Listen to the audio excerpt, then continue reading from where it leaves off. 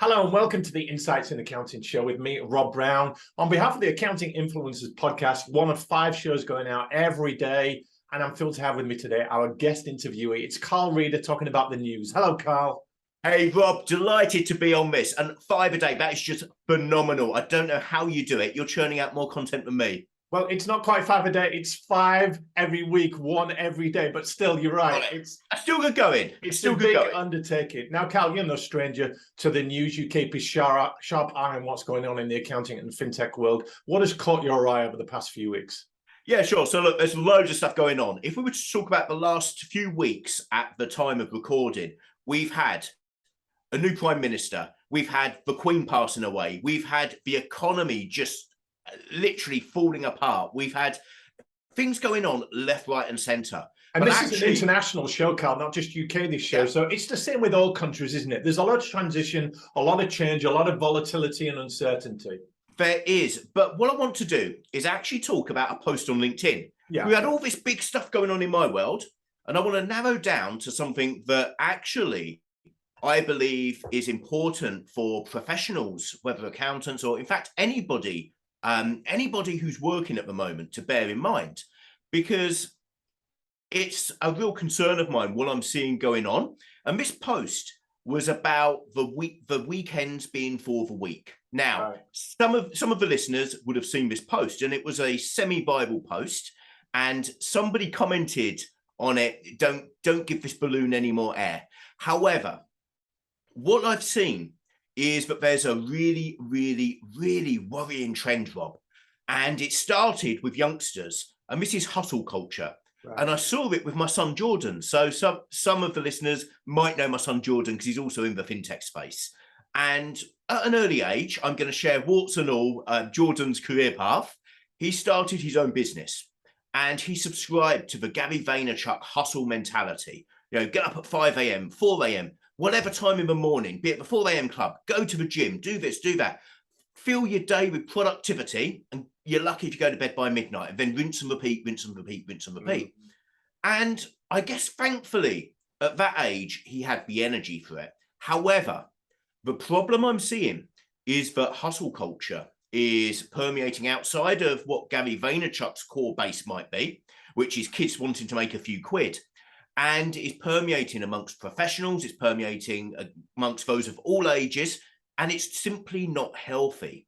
So that was a post that really caught my mind, and it's something that I believe we should see as newsworthy, and we should open a frank and honest conversation about it, which I'm happy to do here today. Let's do that, Carl. We'll put a link to this piece in the show notes, because this is exactly the show where we pick up on something that's being put out there in the public domain. And this hustle culture, if people are employed, it's not just for entrepreneurs, it's this idea of discretionary effort, going above and beyond, doing the commute, coming in early, leaving late, jacket over the chair culture, whoever leaves late is the winner. And effort equates to success, doesn't it? But it has consequences, it has a cost.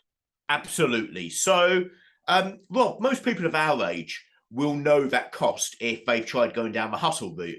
Certainly for myself, I'm going to bear warts and all. I had a mini stroke at the age of about 30-ish. I've had threatened heart attack. That was, Christ, when was that? It was really recently. It was like a year and a half ago. So I obviously haven't learned my lesson. But health does catch up with you at some point. But the problem is, it's not just health. To be productive professionals and to deliver the service and to deliver the goodwill that our colleagues expect, that our team members expect, that our managers expect, that our clients expect, that our stakeholders in the community expect, there's a brutal reality that we have to be there to deliver it. And we can only be there to deliver it if we're there for ourselves and we have a balanced life. Now, a balanced life isn't just work-life balance, take 2 days off, work 5 days. It's actually across the board with health, fitness, mental health, spirituality, financials, everything that comes into play that impacts what's going on up here.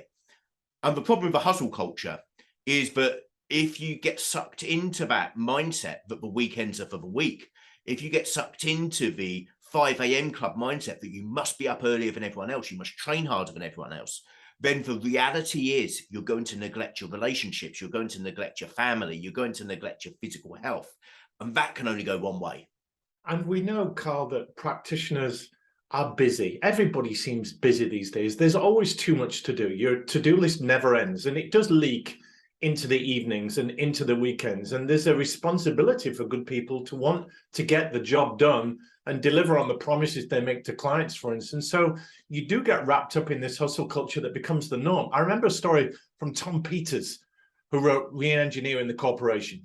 And he did millions of miles every year around the globe doing conferences. And he lost a bet once, and he had to spend a month in a cabin in the mountains with no internet, no Wi-Fi. And when he came down off the mountain, he said, it wasn't until 2 weeks in that I realized how stressed I was and how much that hustle had become the norm for me. Yep. And I was delivering at high levels of cortisol and stress that I didn't realize. And when it becomes the norm, that's danger signs. It really is. And listen, to put this into context, I certainly don't practice everything I preach, Rob. So I'm happy to share my vulnerabilities here as well. I remember the very first time I could check emails on holiday, August 2003. In fact, it might have been a little bit before. No, it was August 2003. And it was when I realized that on a cruise ship, you could get access to internet. And they have these internet cabins. You remember the old-fashioned internet cafes? You'd go up there, you'd log in, and there was a satellite beam to the ship. And I was like, wow, I can work. And I only went on to check my ACCA results because I had my first set of exams. Right. But I got stuck in that rabbit hole and I started checking emails and so on. And very soon it was the BlackBerry, and I was always on non-stop. So realistically, probably the start of 2003 was when I started getting emails remotely. I've never switched off my emails more than a weekend, and that's a worrying sign. And you're right, there's a whole host of nasty stuff going on in our body based on that stress of always being on. So it's something that we really, really do need to think about. Now, there's a concept, Rob, that I'd like to share with your listeners, which is the concept of glass balls, rubber balls. Okay. And those who've heard me speak might have come across this. I've shared it a couple of times. I'm going to share it a couple of more times, and then I'm mixing up my topics. But glass balls, rubber balls is a really important concept. And this was a concept that was shared with me by a guy called Brad Smith. Now, Brad is the CEO of Intuit, or was the CEO of Intuit. Extremely wealthy guy, extremely successful guy. He was really kind enough to actually put a review on my book as well. Rob, have you heard of this concept before I dive into it? No, I haven't, Carl, and probably a lot of our readers haven't as well. So go ahead. Brilliant. So what you need to bear in mind is that in life, you're juggling all the time. Now, I haven't got balls to demonstrate this right now. Certainly not balls that I can get out on camera. But if you imagine your juggling act, you've got all of these balls in the air. And most of us can juggle one ball, we can juggle two balls, we can juggle three balls, maybe 4 balls, probably not, 5, probably not, 6. You're either in clown school or you're going to drop one. Yeah. Now, the beauty of juggling with juggling balls is that they bounce. They're either made of a soft material, sort of like that squidgy beanie material that will bounce ever so slightly, or they're made of rubber, so they'll bounce a bit higher. The problem is not all balls are made equally. So when we're looking at our life, we need to make sure that we differentiate between the glass balls and the rubber balls. Very good. Okay. Now, the problem is, I share this concept, and the typical busy professional will think, glass balls. So that's my important client over there. That's my manager who I can't do without. That's this person. That's this relationship. That's this bit of software. No. Your balls are everything in your life. Your spouse or your life partner. It's your family members. It's your health. It's your mental health. It's your spirituality. It's all of these things that come into play to make us who we are. And the reality is that our financial situation is only one of those balls. Our career or vocation is only one of those balls. Our hobbies is only one of those balls. We need to make sure that we protect those glass balls. How do we know the difference between a glass ball and a rubber ball? Only when we drop it. Yeah, that's really good. And I'm thinking this hustle culture, we wear it as a badge of honor, don't we? How are you doing? Oh, really busy. So many voicemails, so many emails to get through. So many people want to talk to me.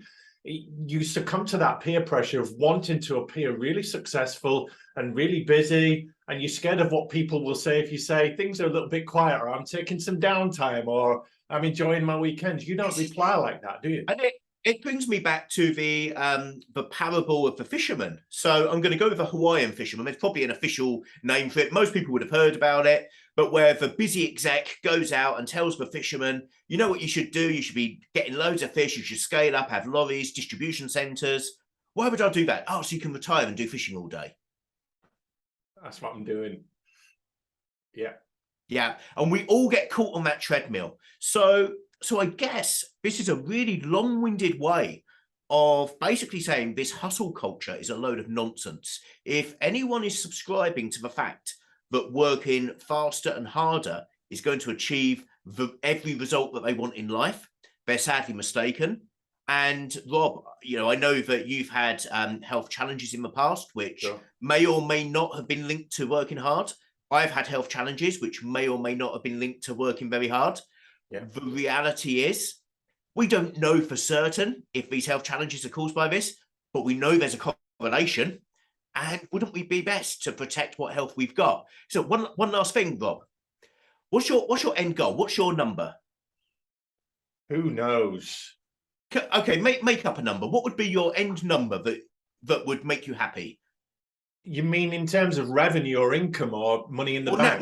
Net worth, your pension fund, whatever we call it. Let's say £1 million. £1 million. Okay, so £1 million, $1 million, that's relatable for a lot of people. If you're on your deathbed, Rob, and you could pay half of that to have the conversations that you didn't have, would you? In a heartbeat, wouldn't you? There you go. Yeah. And without your health, you're right. Nothing in life has very much flavour. Yeah. Yeah. You're right, Carl. My stroke and my epilepsy are on public record. And who knows to what degree they were caused by or aided by my work. But God promises tomorrow to nobody. Absolutely. It's incumbent on us to... You'll see here, time waits for no man. Yeah, one of your tattoos. Yeah, so every time I look at my watch, it's a reminder. Yeah. The second one... Rob, you're almost getting a full show here. If you're listening to the podcast, Carl is rolling up his sleeves on the video, which you'll be able to see on YouTube as well. What have we got there, Carl? No problem. So I've got a script in Arabic, which I actually had done after my mini stroke, which reads, with happiness, there's health, or without health, there's no happiness. Without happiness, there's nothing, or something along those lines. Yeah. But again, this is a health-based one. We need to remember that there's no second chance at this stuff. And for any professionals listening, they might think, wow, you know, this stuff is, I know this. I know that my health's important, but I've got 100 clients to call back and I've got 200 emails to deal with and so on. All I can say is this, and please don't hate me for saying this, you're not that important. People don't care that much. Nobody emails the fire brigade. Yeah, that's good. So if it's an emergency, if they needed you that moment, they would get back to you. But the reality is, if you focus on that pile of emails, and that pile of phone calls, and piles of clients who are demanding too much of you, if you're focusing on the stuff that keeps you busy, you know, think of Stephen Covey's Matrix. You got importance and urgency, and it might be important to someone else. It's probably not important to you, but it's urgent because the notifications are pinging and the phone's ringing and everything's attacking you, you know, on your phone, on your computer screen and everything. What you need to do is reassess what's important for you. Yeah. And I can guarantee it's not every single one of those emails and every single phone call. Yeah. It's your kids at home. It's your family. It's your health. And Carl, just to wrap this up, obviously we're getting a lot of personal stuff from you here. Going back to the piece you saw on LinkedIn, what were the key points that were coming out from that? Where was the balance lying? Okay, so the feedback, so it went a mini viral post. It got about, you know, probably about 2,000 engagements. Right. So it was a well done post, but probably not enough to have any real benefit for the poster, in truth. Having been about the block, having had posts like that, if you're a bit of a plonker on social media but get engagement, it can sometimes be detrimental to you unless it's stratospheric. There is such a thing as bad PR. The reaction from most people was actually, what the heck? Right. That was the reaction from most people. And I'm glad to see it. However, and this is a really important caveat, Rob, logically, everybody knew it's ridiculous. Was the post promoting the hustle culture, Carl? Absolutely, yes. Okay, right. Logically, everyone knew it was ridiculous. Everyone knew that you should have a weekend and so on. But in reality, they were all on LinkedIn at a weekend. Yeah, good point. And we hear a lot about quiet quitting now and the great resignation. This is the anti-hustle culture of, well, I'm just going to do the minimum to get by. So it's one of those things that gets discussed about, but not always put into practice. People want to get away from the hustle culture, but they still subscribe to it implicitly, don't they? This is it. Look, so best thing you can do. Yeah. And for those who are on video, they'll see this, but if not, I'll describe it. 2 phones.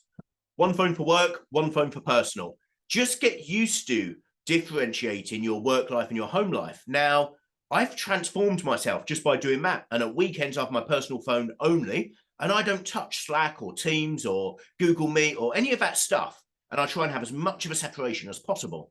So that's one really easy step. A second step is things like email batching and so on. Again, stuff that the audience would have heard, probably haven't implemented.